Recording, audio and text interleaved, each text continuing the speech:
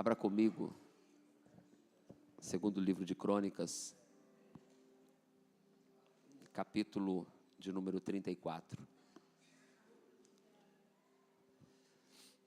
Glória a Deus, pela sua presença, pelo seu renovo, pelo seu poder, que opera de sobremaneira neste lugar. Glória a Deus. É bom demais estar na presença de Deus. É bom demais sentir a presença de Deus. É bom demais poder perceber o Espírito Santo nos envolvendo e nos atraindo à presença santa do Senhor. Que essa chama nunca se apague do nosso coração.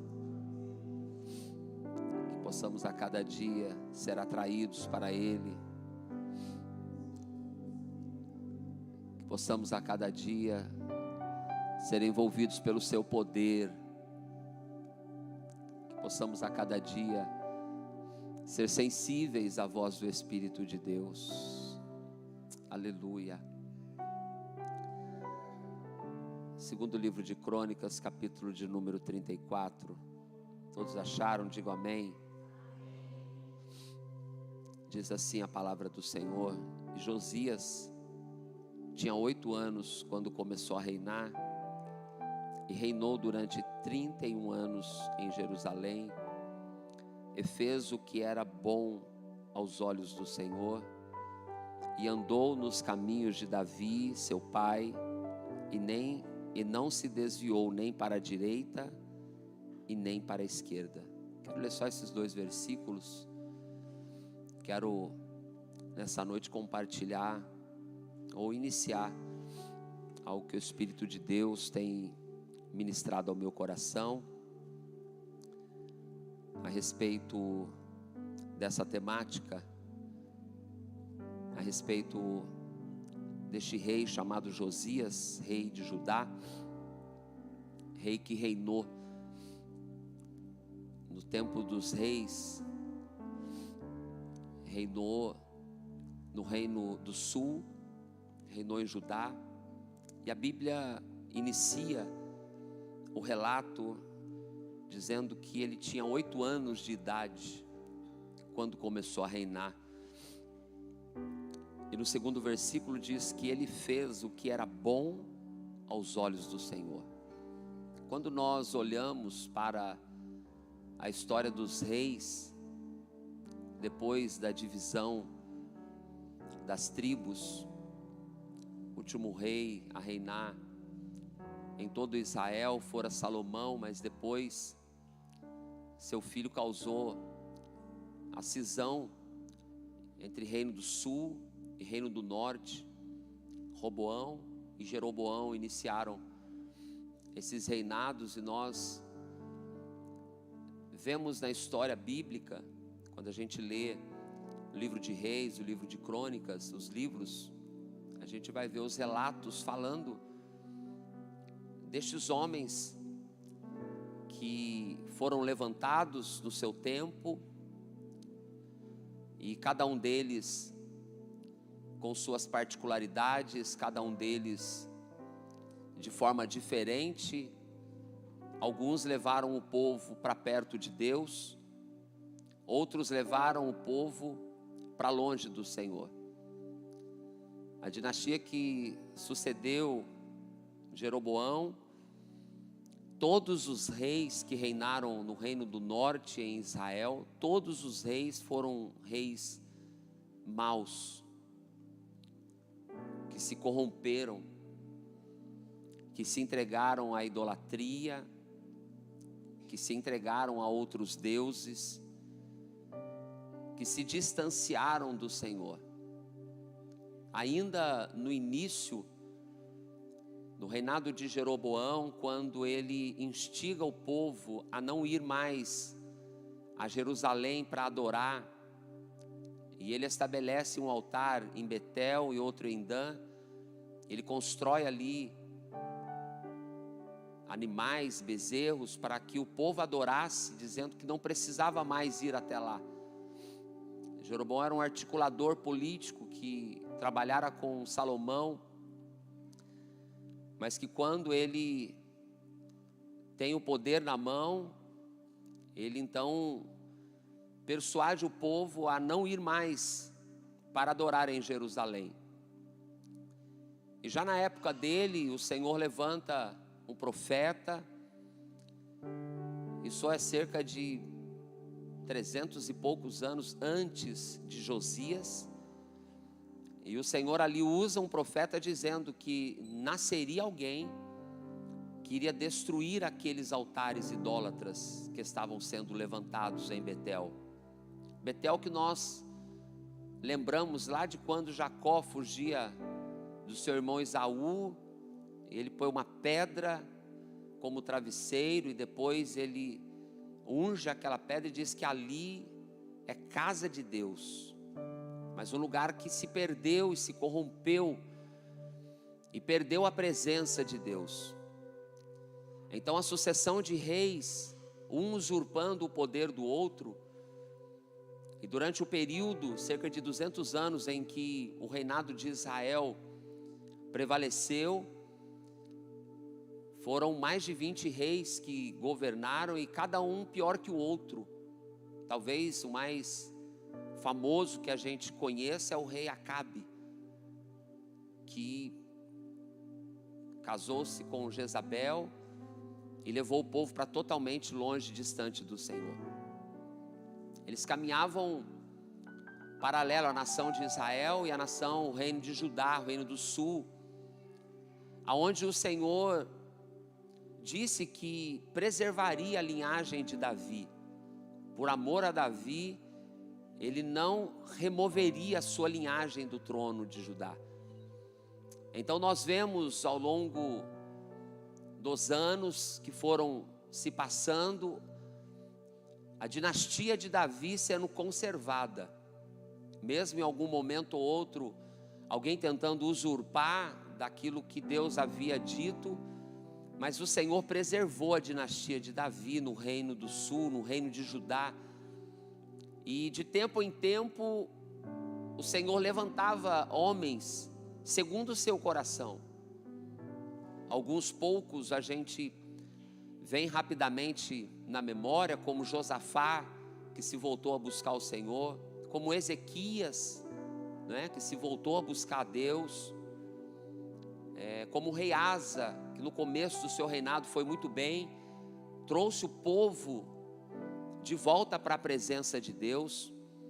Então nós vimos ali sucessão ou sucessões, que alguns buscavam a Deus, outros se distanciavam, alguns destruíam os altares idólatras, outros construíam altares idólatras.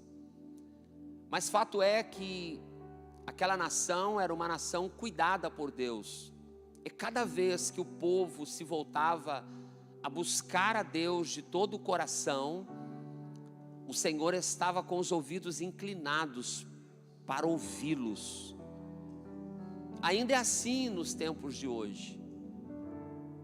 Quantos homens, quantas pessoas nós conhecemos que se aplicam a buscar a Deus, e a gente vê a mão de Deus abençoando aquela pessoa.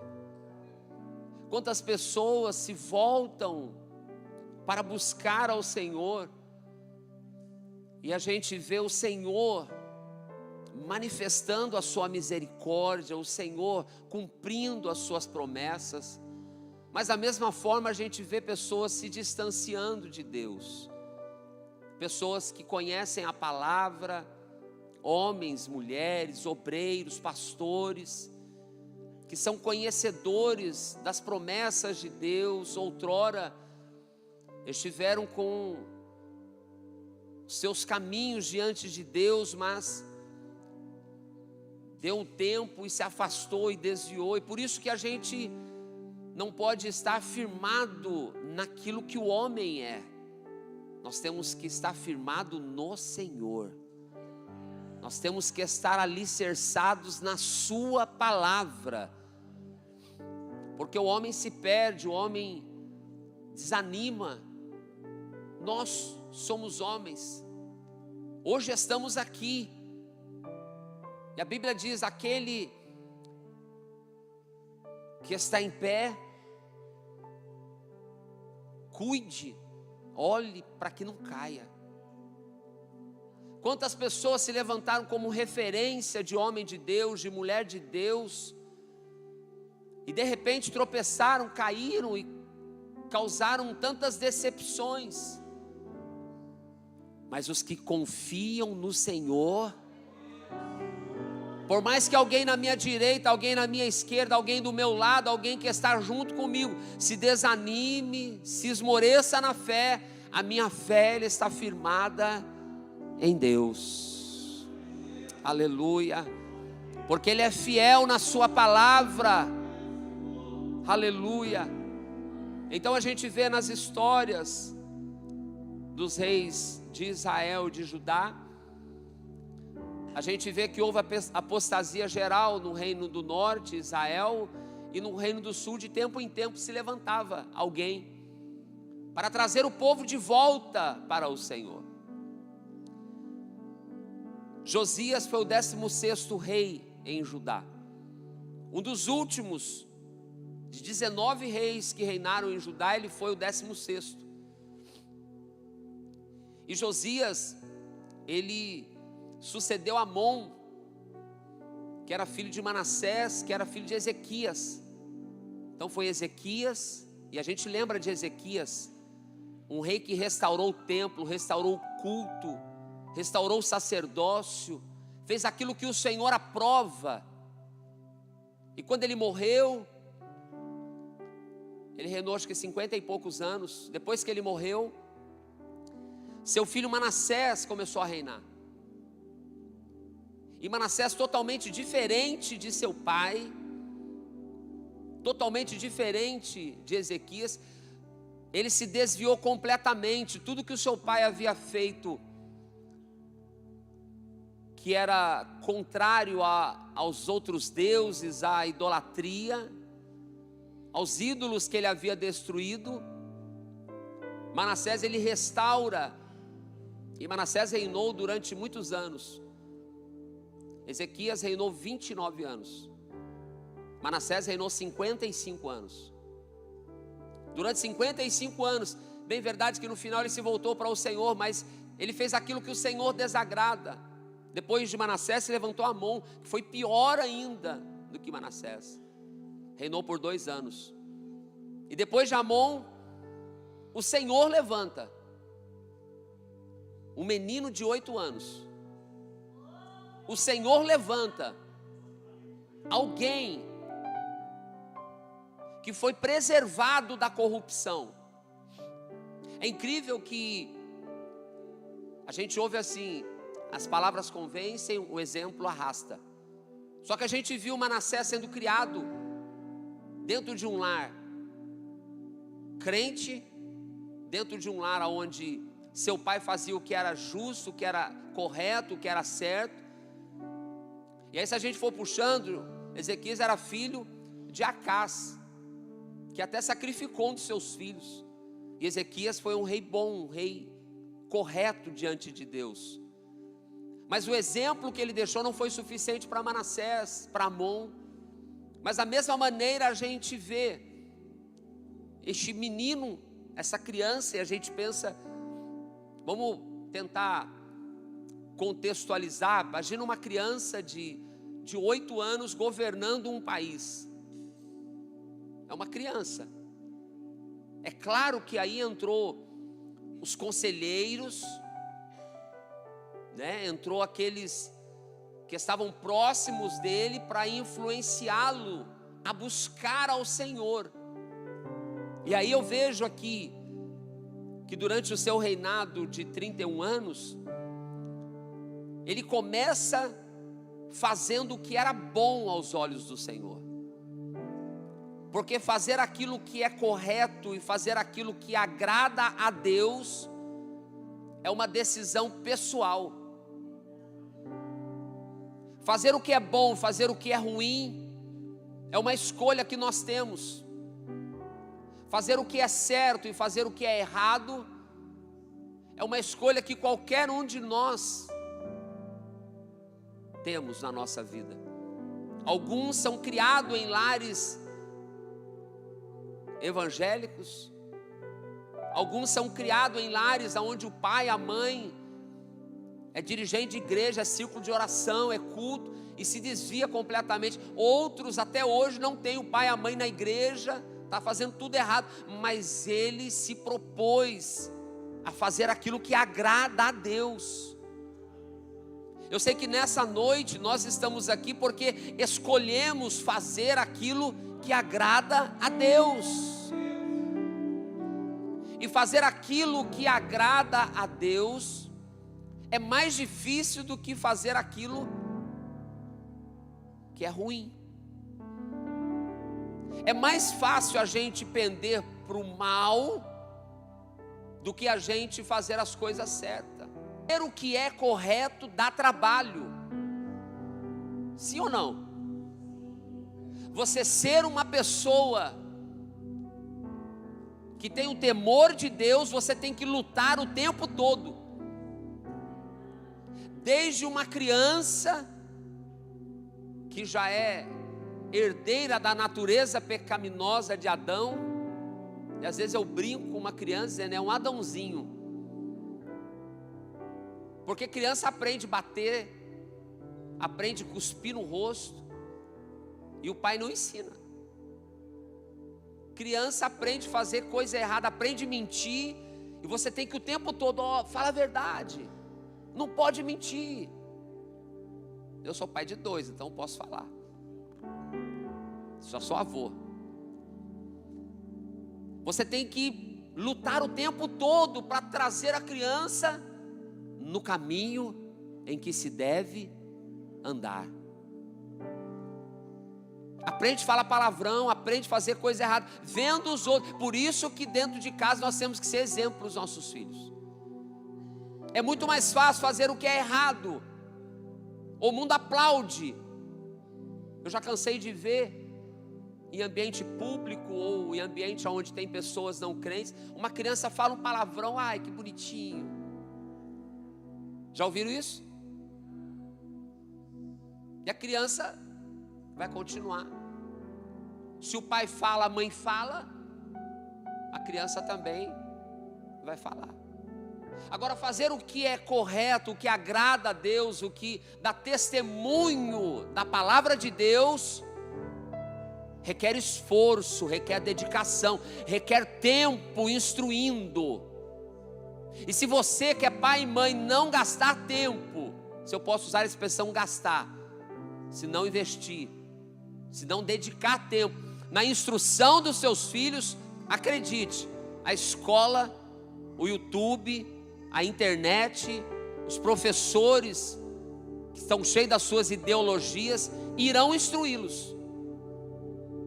É por isso que nós, como pais, cristãos, avós, temos que investir tempo, cuidar do tempo de tela, cuidar com o tempo que está assistindo, o que está assistindo, e mandar para a escola com a educação, porque a escola não educa, a escola alfabetiza. Mandar para a igreja educado. A igreja vai pegar a salinha das crianças, não é para educar crianças, educar é as 24 horas que você vive com ela. Porque tem pai que acha que a igreja tem que educar filho. Não dá educação em casa, é curso de ensino, né? Não dá educação em casa e acha que a escola, a igreja tem que educar. Aí você pode ter um problema quando o seu filho crescer. Igreja é para ensinar a palavra. Igreja é para instruir naquilo que de repente em casa você não conhece. Mas a decisão de se voltar para a palavra de Deus é minha e sua. Se você não quiser, ninguém vai te obrigar a ler a Bíblia. Alguém vai te obrigar a ler a Bíblia? Por favor, pergunte para alguém do seu lado, alguém te obriga a orar? Só o pastor meio doido quando põe o povo para orar no culto de ensino, no culto da ceia. Mas mesmo assim, se você não quiser orar, ninguém ora. É uma decisão. E nós devemos escolher, já que estamos na casa de Deus, quando eu saio da minha casa, eu venho para a casa de Deus, eu tenho que vir decidido a adorar, eu tenho que vir decidido a orar, porque a Bíblia diz: a minha casa será chamada casa de oração. E o Espírito de Deus tem cobrado isso de mim nesses dias. A gente precisa orar. E às vezes no dia seu não dá tempo, nosso dia não dá tempo. Então na casa do Senhor, alguns cultos, o Senhor vai me direcionar. Nós vamos tirar um tempo para oração.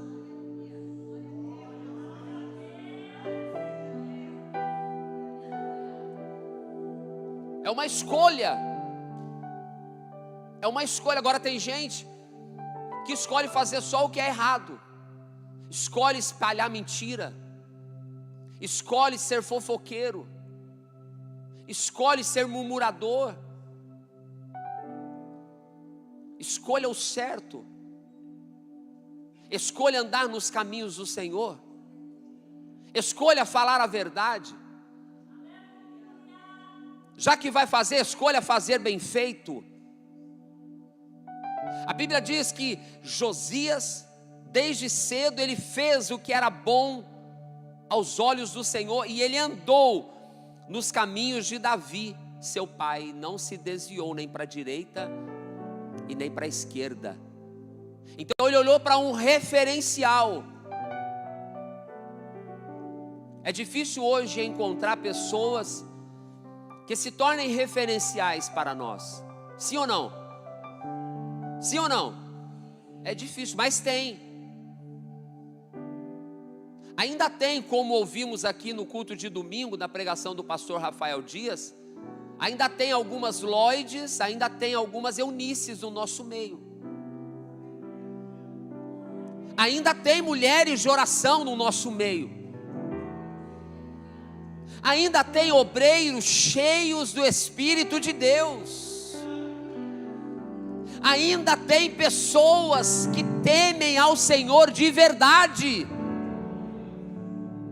Agora, as pessoas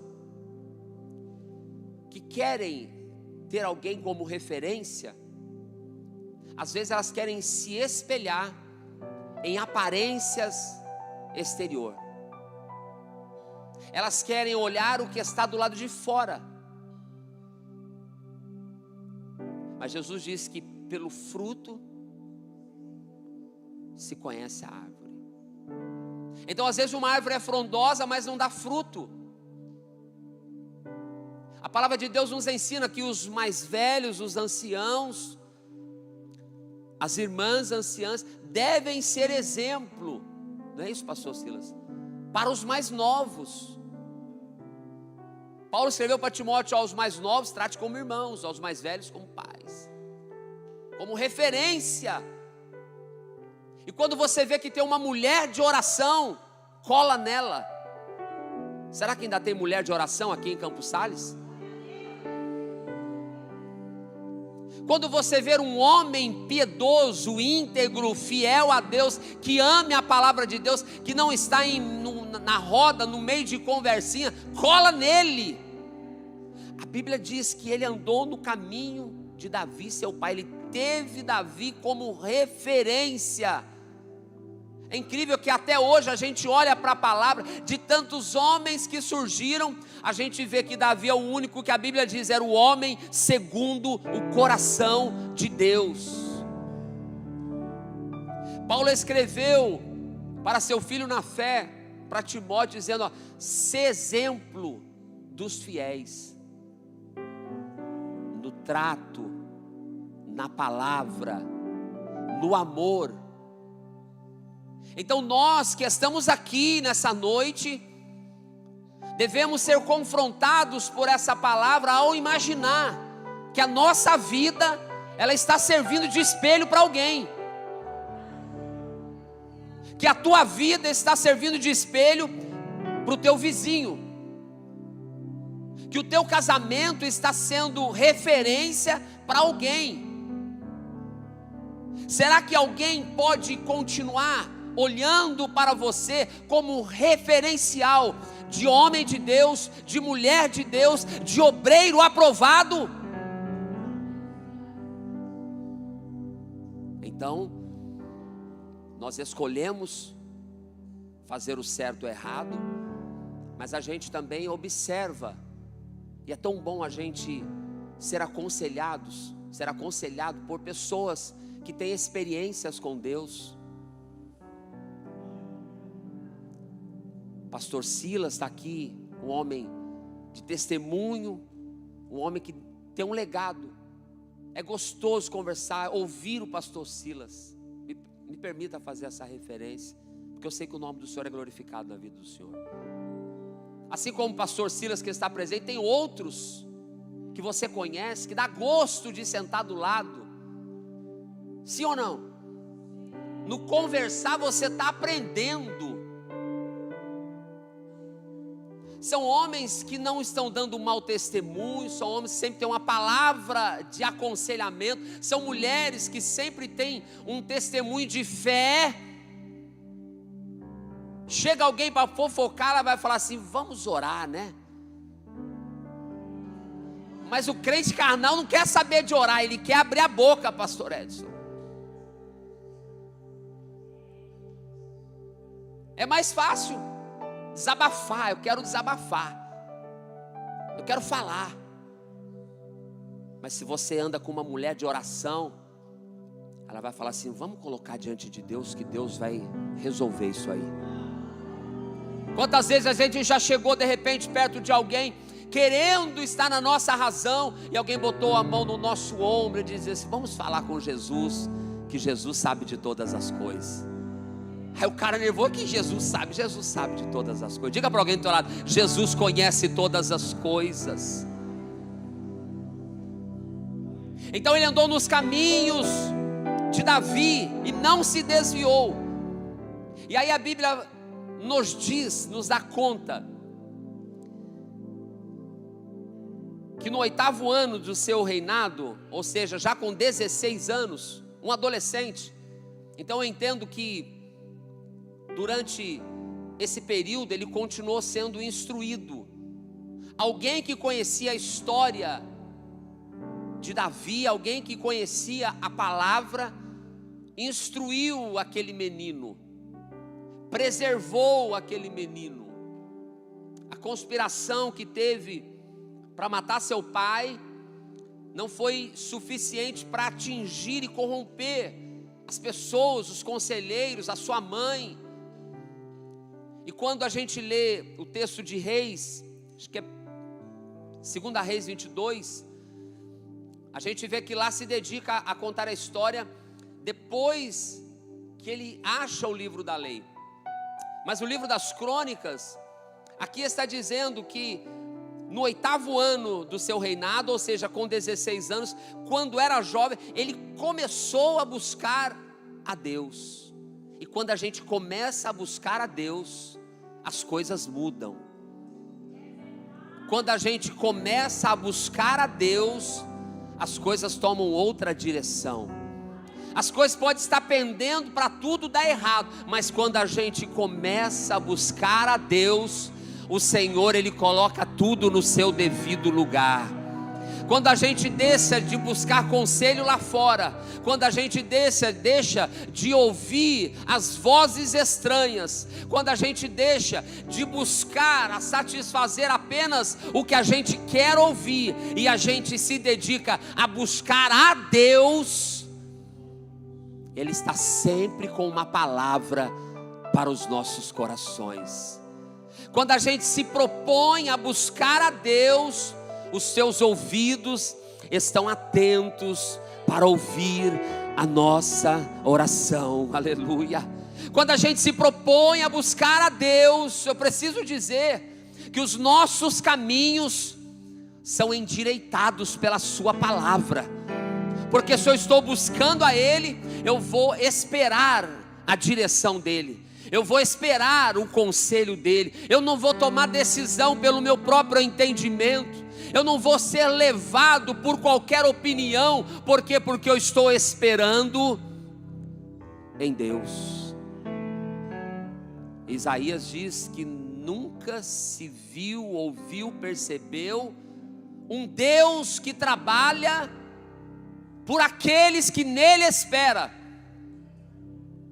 Então, se você está buscando a Deus, eu quero dizer para você, Ele tem uma direção para a tua vida.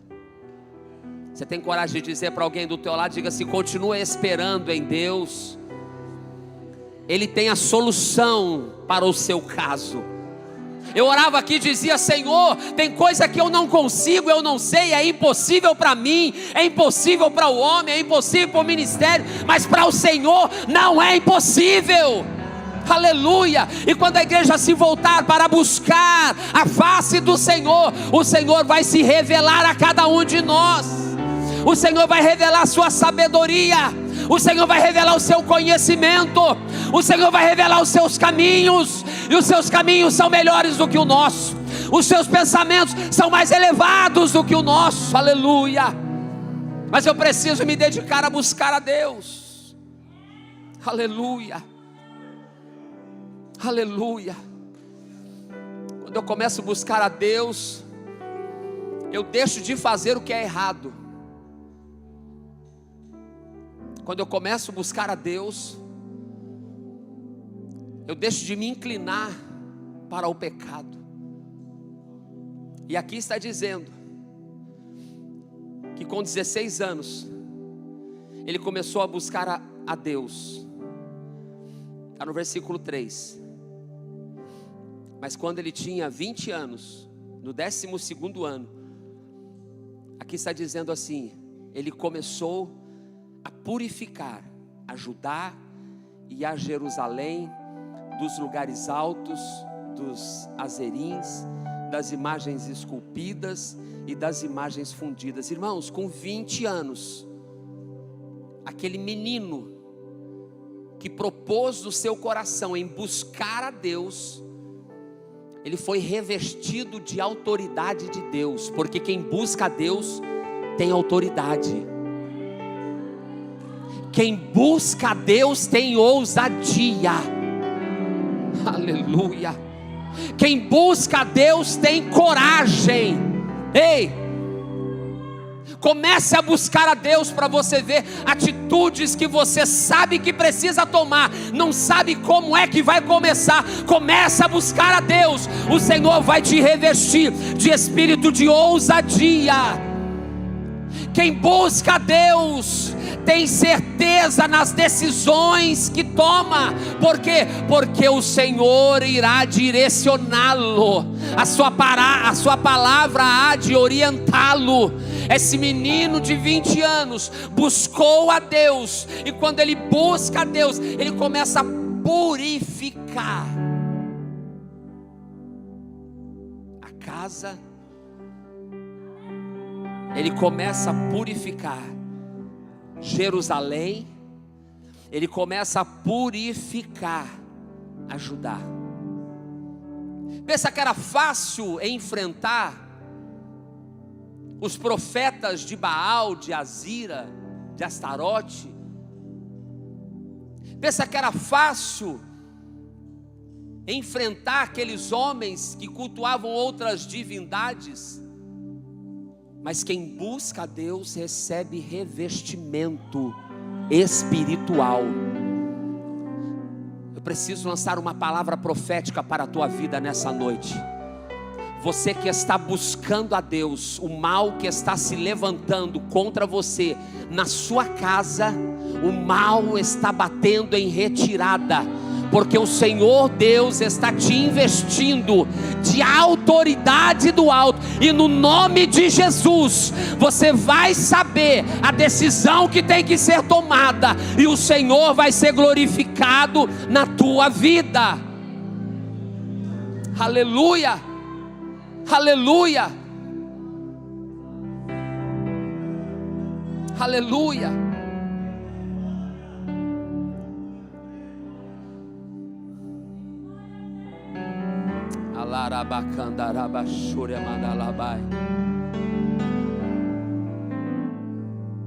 O Espírito de Deus está dizendo para mim aqui que tem coisas que, como pai, você não sabe como é que vai cortar. Espírito Santo está falando aqui no meu ouvido. Tem coisas que como pai você não sabe como cortar. O Senhor está dizendo, não é com ira. O Espírito de Deus está dizendo, não é por tuas palavras. Comece a buscar a Deus e Ele vai te dar graça.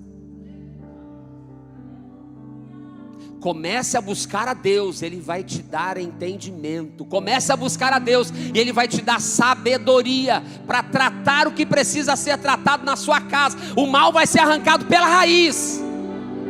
O Senhor está dizendo, o mal que está estabelecendo em casas, em lares, em famílias, o Senhor está arrancando, irá arrancar pela raiz.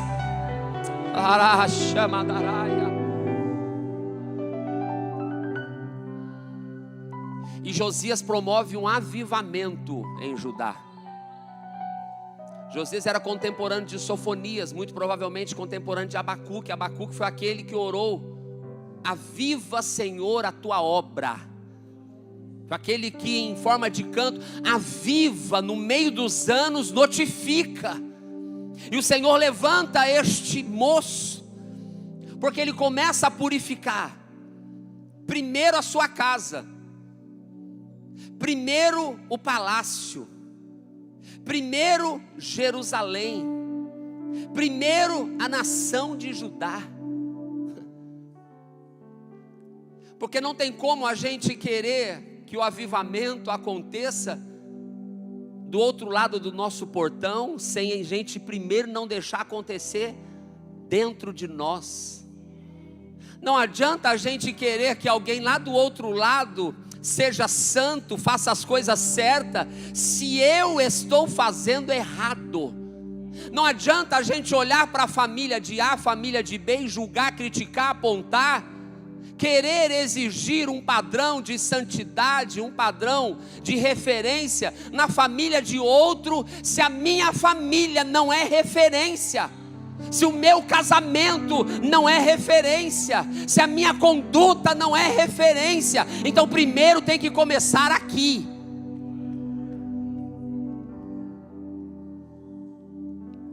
Para influenciar lá, precisa começar aqui. Não é aqui igreja, templo de Campos Sales, não.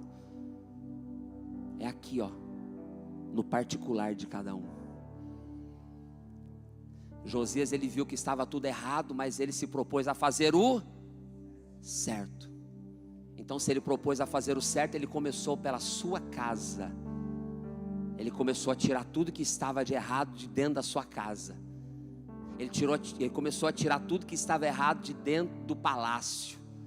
Ele começou a tirar tudo que estava errado de dentro de Jerusalém. Ele começou a remover tudo que estava errado de dentro de Judá. Porque aquele altar da época de Jeroboão ainda estava em pé. Mas uma profecia havia sido proferida. E quando Deus fala, diga comigo, Deus cumpre. Quando Deus fala que vai salvar, pode se passar 20 anos, Ele salva.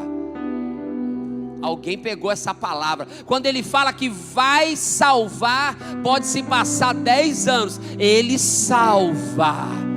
Quando Ele fala que vai restaurar, pode tudo caminhar, apontar, mostrar que já era, já acabou, é ponto final. Mas o Senhor, Ele tem sempre, aleluia, o poder para fazer tudo novo.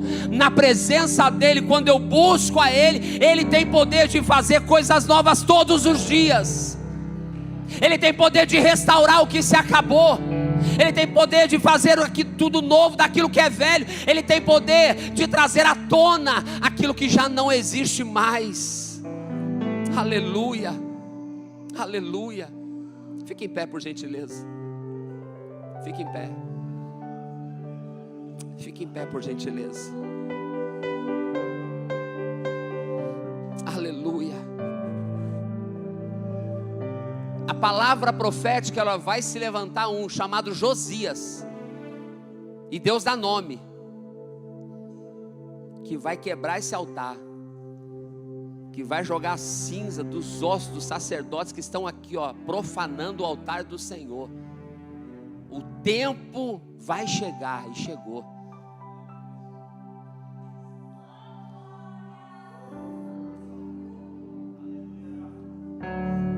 Avivamento é não compactuar com o que está errado. Avivamento é eu me voltar para a palavra de Deus. Porque você vai ver que Josias purifica primeiro a sua casa. Sabe onde começa a congregação de Campos Sales?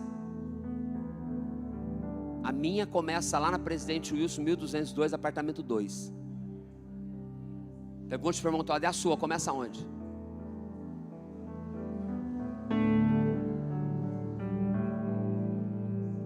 Não dá para estar bem aqui se não estiver bem lá.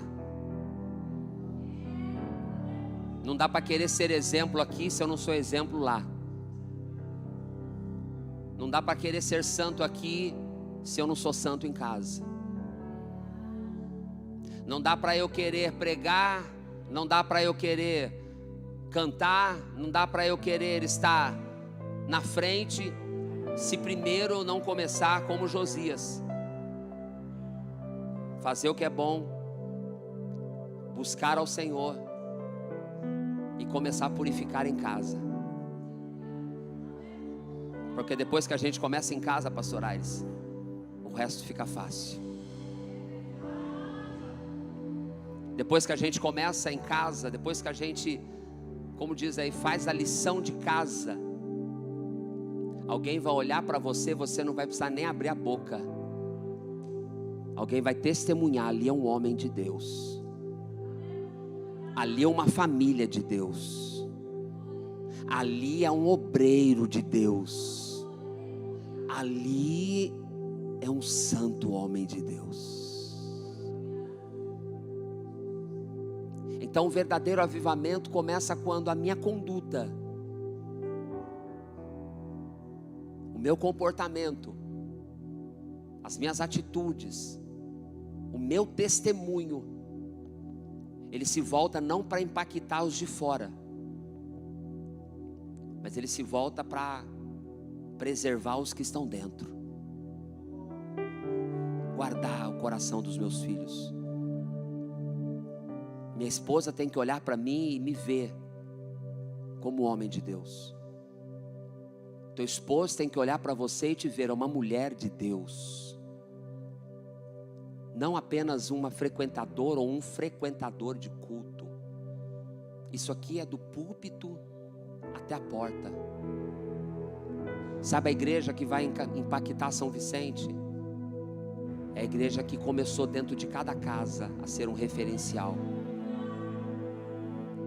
Sabe a igreja que vai sair para a praça pública e pregar, que vai evangelizar os mendigos, eles vão se converter? Sabe a igreja que vai para a internet e vai impactar a vida de pessoas? É a igreja que dentro do particular de cada um, ela já impacta as pessoas que estão perto dela. Eu vejo na vida desse moço que ele começou primeiro em casa. E quando eu começo em casa, eu produzo resultados que são vistos de longe. Porque até o altar que estava lá em Betel, que não era em Jerusalém, o avivamento que ele começou em casa, a transformação que ele começou em casa, foi suficiente para o altar de Betel que estava longe ser alcançado e ser destruído.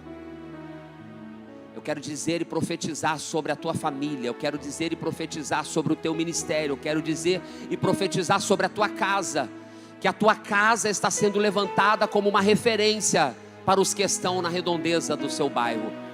O teu casamento, ele está se levantando como uma referência. Não importa o que se passou, o que importa é que a partir de hoje, o Senhor, ele está nos conclamando para nós voltarmos para Ele, para buscarmos a presença dEle, para restaurarmos o altar que é dEle. Primeiro dentro da minha casa começou, aleluia. E quando começa eu estou na igreja, quando começa eu estou no ambiente de trabalho, quando começa em casa eu estou em lugar público, quando começa em casa eu estou em qualquer repartição pública, quando começa em casa eu estou no banco, não importa onde eu estiver, ali a presença do Senhor vai estar comigo. Aleluia. Ninguém vai precisar olhar para mim e dizer que é crente, porque o brilho de Cristo vai resplandecer na minha vida. Sabe quando você está numa lanchonete e ninguém te conhece, e alguém cola de lá de você e diz: e aí, você é crente, né? E aí a paz do Senhor é tão gostoso. E sabe o que é isso? É a presença do Espírito de Deus.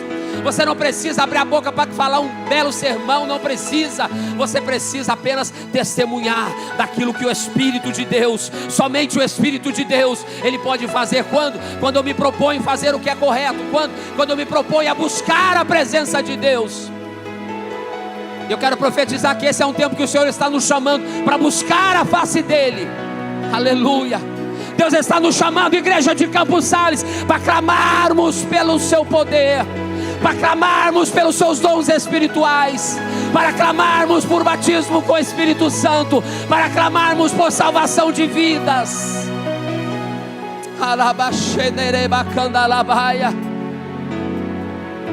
Feche os teus olhos, eu quero orar. Arabaná sube a decandarabachai. Alabachoremanda alabai. Nós clamamos ao Senhor nesta hora. Nós clamamos a Ti, ó Pai, reconhecendo que nós não podemos, nós não sabemos, nós não temos, mas o Senhor pode, o Senhor sabe e o Senhor faz. Nós nos inclinamos a buscar a Tua presença, pedindo que o Senhor nos visite, encha o nosso coração do Teu poder, pedindo que o Senhor comece no particular de cada um, a restaurar casamentos, ao restaurar ministérios, ao restaurar o altar do Senhor em nossas casas, altar da palavra, altar da oração, altar da entrega, altar da renúncia ao Espírito de Deus. Nos ensina a nos voltar para Ti, e faz de nós, Pai, instrumento de Tuas mãos, para que todos quanto estão na vizinhança de Campos Sales, se você crê em ato profético, levante a sua mão aí. Eu quero profetizar nesta hora que toda a vizinhança que está ao redor desta igreja, que todo este bairro, Parque Bitaru, Centro, toda a cidade de São Vicente, venha ver a Tua glória se manifestando neste lugar, venha ver o Teu poder sendo derramado nessa casa, venha ver famílias inteiras sendo restauradas pelo Teu poder, Senhor. Eu creio, Pai, que o Senhor está iniciando um novo ciclo em vidas, um novo tempo em famílias, um novo tempo, um novo mover em ministérios. E a Tua palavra diz que o Senhor é aquele que começou a boa obra, e o Senhor que começou a boa obra é fiel para terminar. Vem, Senhor, sobre o Teu povo, a Tua igreja, vem sobre nós, instrua-nos, orienta-nos, quebranta-nos, Senhor, quebranta-nos diante de Ti, para que possamos cada vez mais andar na Tua dependência, para que cada vez mais possamos ter o nosso coração abrasado pelo Teu Espírito, incendiado pela Tua palavra, incendiado pelo Teu poder, Senhor. Assim nós oramos e assim Te agradecemos por este culto, pela Tua presença, pela Tua palavra, no nome santo de Jesus, no nome santo de Jesus, com as mãos erguidas. Que o grande amor de Deus nosso Pai, a graça de Jesus Cristo, a comunhão, a consolação do Espírito Santo permaneça sobre a igreja de Campos Sales. Todos que aguardam, digam: existe um caminho que me leva. Abrace alguém que está do teu lado e diga para ele: já começou. Profetiza. Eu consigo Te sentir, e todos os meus medos não resistem e se vão, e tudo é possível se eu me colocar em oração.